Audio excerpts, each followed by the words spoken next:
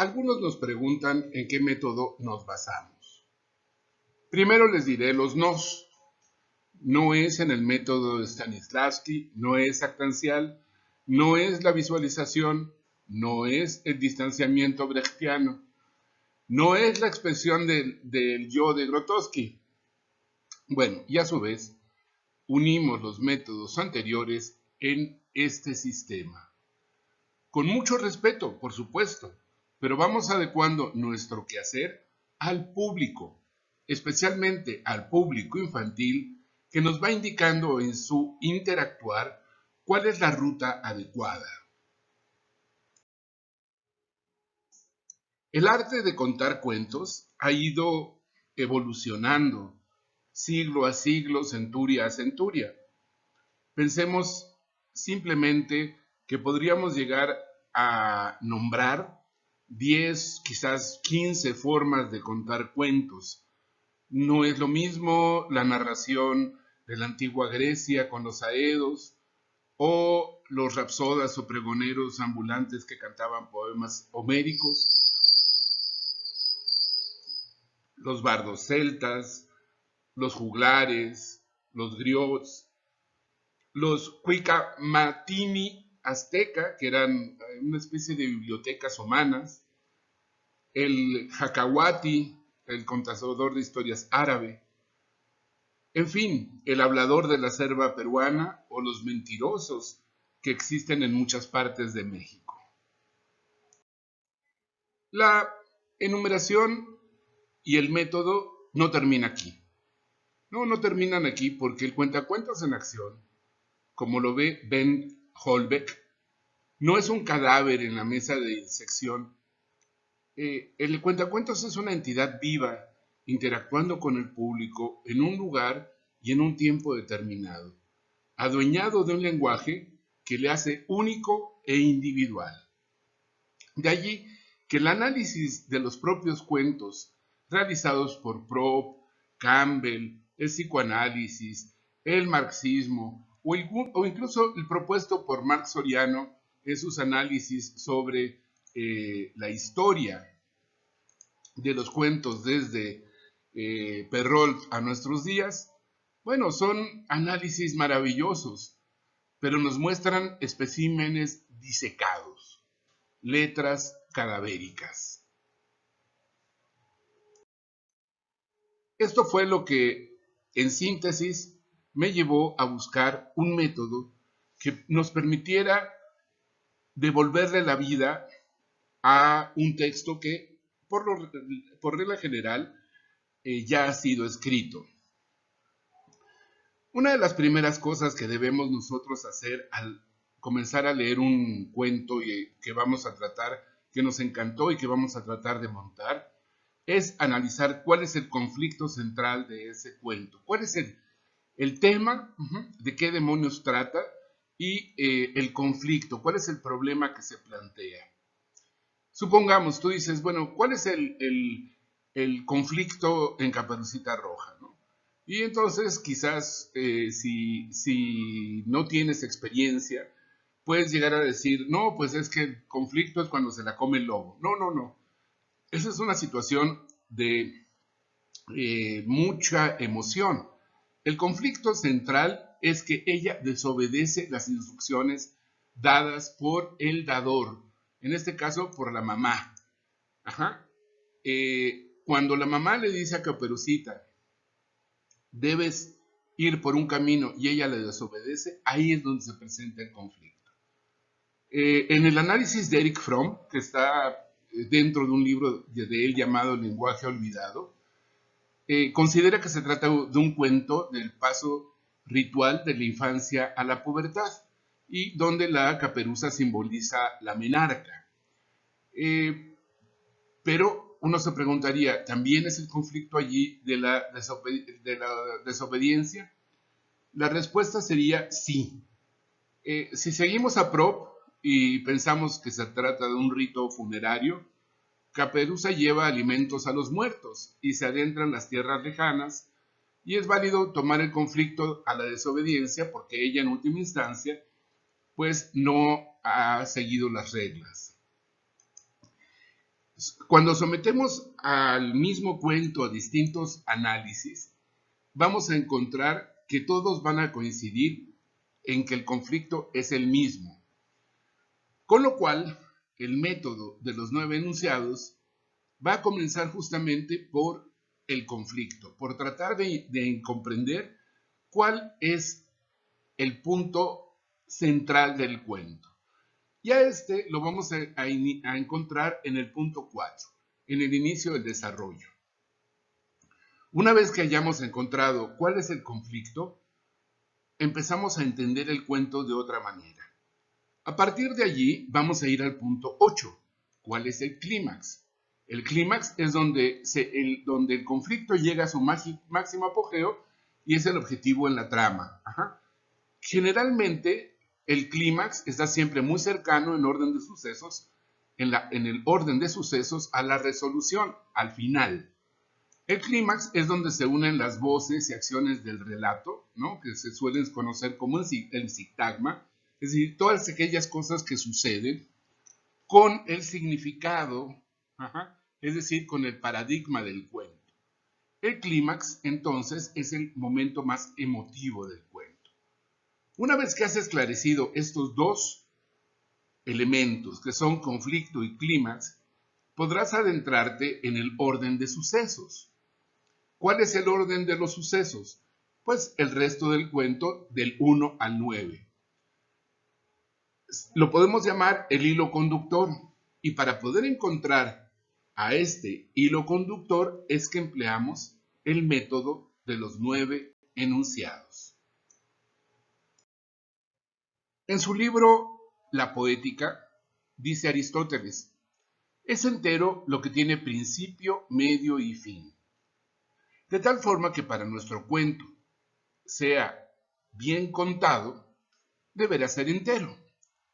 Para ello requerimos hallar el hilo conductor, que nuevamente, a seguir de Aristóteles, semejaría las partes de un animal. Y él dice, los huesos de la cabeza son el principio, la espina dorsal el nudo y la cola el final. Además, al obtener los 9 enunciados, vamos a tener una guía mnemotécnica que nos facilitará el aprendizaje del cuento. Y ya en escena, esta guía nos va a permitir evocar sin tantos problemas en dónde es que quedó la historia si es que somos interrumpidos. La técnica de dividir al cuento en 9 enunciados sirve esencialmente para poder memorizar el cuento, pero además nos sirve para poder encontrar las secuencias básicas o fundamentales.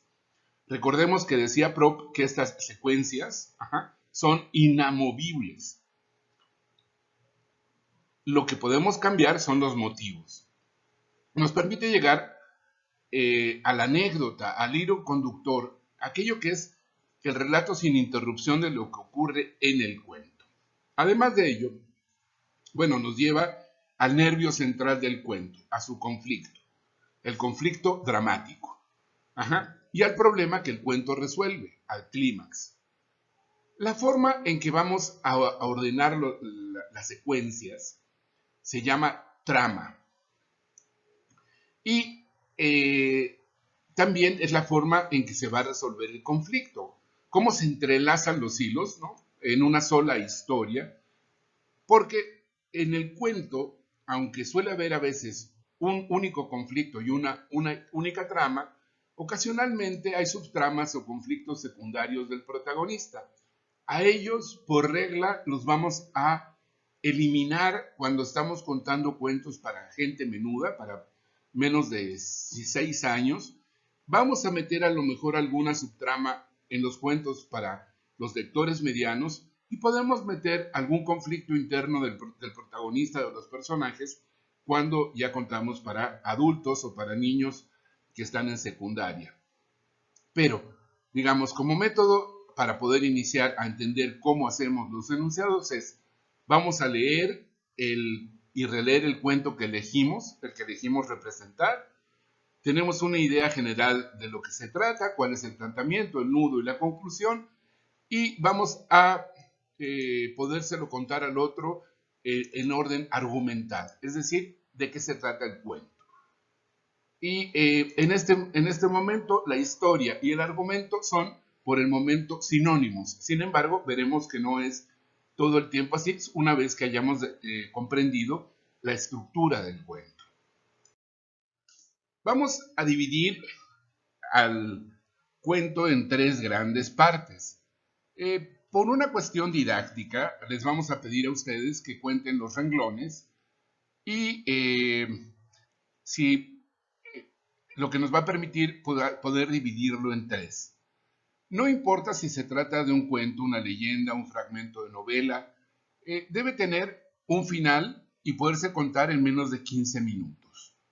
Si tiene 15 páginas, suponte, bueno, pues entonces lo vas a dividir en aproximadamente 5 páginas cada episodio, cada fase de la historia.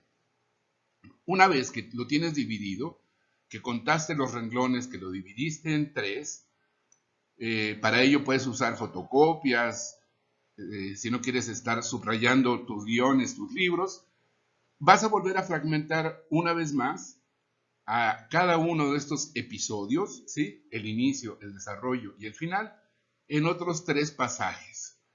Ahí es donde aparecen los 9 fragmentos y de ahí es donde viene el nombre del método de los 9 enunciados. Sin embargo, hasta ahora lo que hemos hecho es dividir al cuento en 9 partes.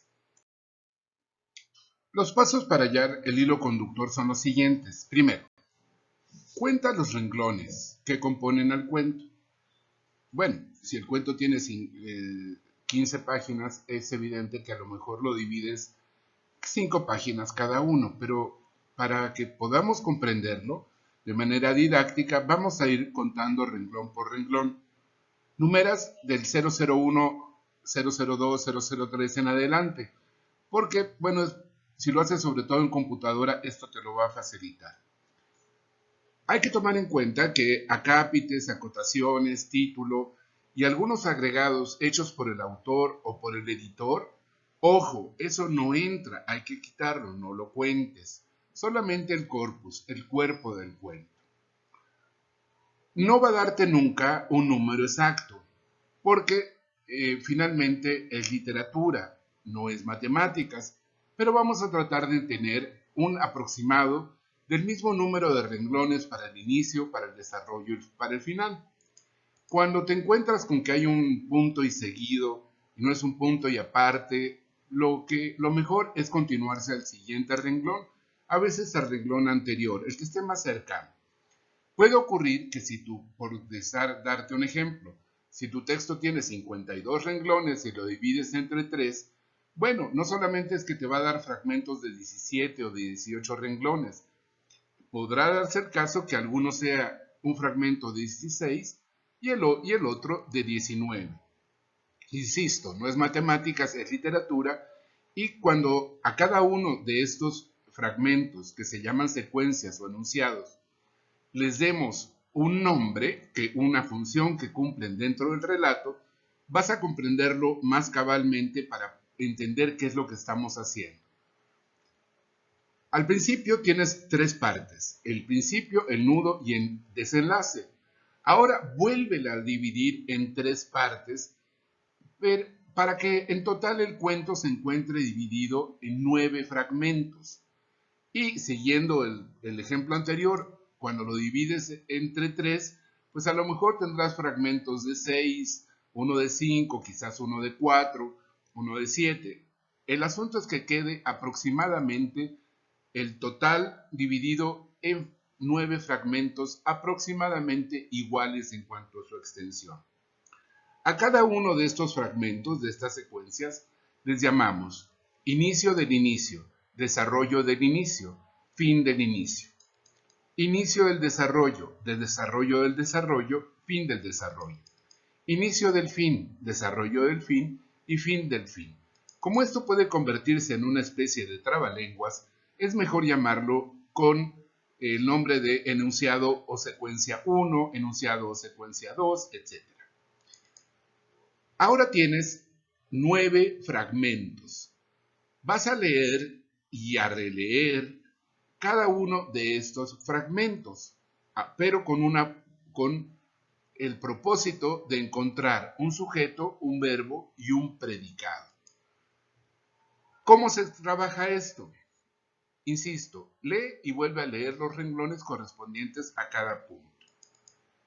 Vas a encontrar que en ese fragmento hay un sujeto que domina, que es el que realiza la acción. Y también vas a encontrar la acción que realiza y sobre quién recae la acción. De tal manera que el hilo conductor, que es lo que estamos buscando, va a tener una secuencia, sucesos consecutivos, acciones determinadas que conforman la estructura dramática de tu cuento. Piénsalo en ese sentido. Una de las cuestiones de los enunciados es que debe ser sumamente sintético, lo más abstracto que se pueda. El primer suceso va a describir al personaje principal. El segundo suceso generalmente va a presentarnos a su antagonista. El tercer suceso es un giro dramático y en el orden del cuarto suceso nos va a presentar, como lo habíamos dicho, el conflicto. Vamos a dar un ejemplo de cómo se extrae el sujeto, el verbo y el predicado de un determinado fragmento. El ejemplo dice: había una vez una niña que tenía una caperuza de color rojo y que por eso todo el mundo la llamaba, exacto, Caperucita Roja. Ella vivía a la entrada de un bosque. Digamos que hasta allí, en el cuento que hemos elegido, está el inicio del inicio. La pregunta que yo te haría: ¿cuál es el sujeto? Exacto, Caperucita. ¿Cuál es el verbo? Vivía, estaba, permanecía. ¿Qué es? ¿Por qué? Porque vamos a ubicarla donde está. ¿Y cuál es el predicado? El más importante de los predicados. ¿Que le habían hecho una Caperucita Roja? No, ese no es el predicado. Ella vivía, sí, en un bosque. Entonces, nuestro primer fragmento, sí, va a quedar algo así: Caperucita vivía en el bosque.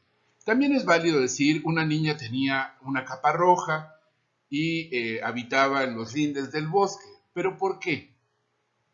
Preferimos evitar este tipo de frases, oraciones en el enunciado. Porque lo que buscamos es lo esencial. ¿Cómo sigue la acción? ¿Cómo logro la mayor condensación posible para que mi memoria funcione con solamente evocar los 9 enunciados? Si yo digo Caperucita, sé de inmediato que es una niña con una capa roja y que no requiero de todo un enunciado para saberlo, ¿no? O sea, lo deduzco. Y si digo que ella vive en un bosque, entonces sí obtengo información adicional. Claro que en ningún momento el cuento nos dice cómo era ese bosque. Puede ser un bosque de bambú, un bosque de araucaria, si era en Chile, un bosque de caña de azúcar, si era en Cuba. Entonces, estos son elementos accidentales llamados motivos. Lo que nos interesa para el hilo conductor es tener el sujeto, Caperucita Roja, el verbo, vivir, ¿sí? O vivía, y el predicado, en un bosque o a la entrada de un bosque. Ya que hemos hecho este repaso y una vez que has realizado el trabajo de los 9 enunciados, vas a tener 9 sujetos, 9 verbos, 9 predicados. Y los tienes ordenados para poder transformar la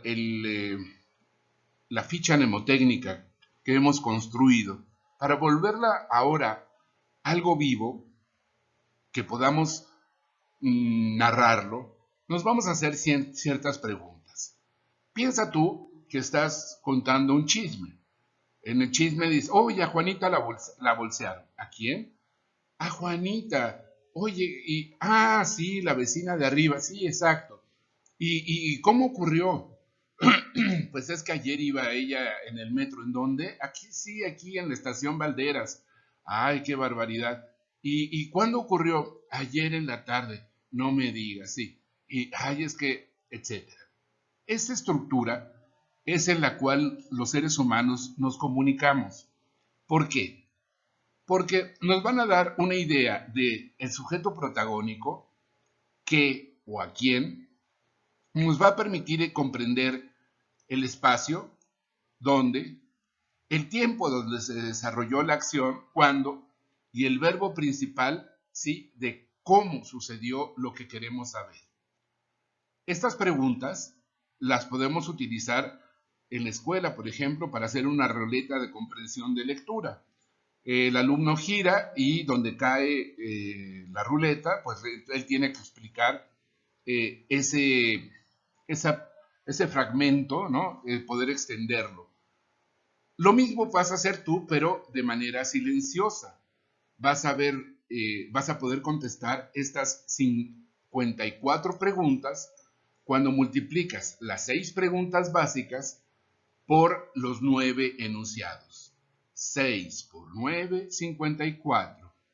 6 preguntas para 9 enunciados. Pero ahora, en el siguiente video, vamos a ver cómo se responden a estas 54 preguntas.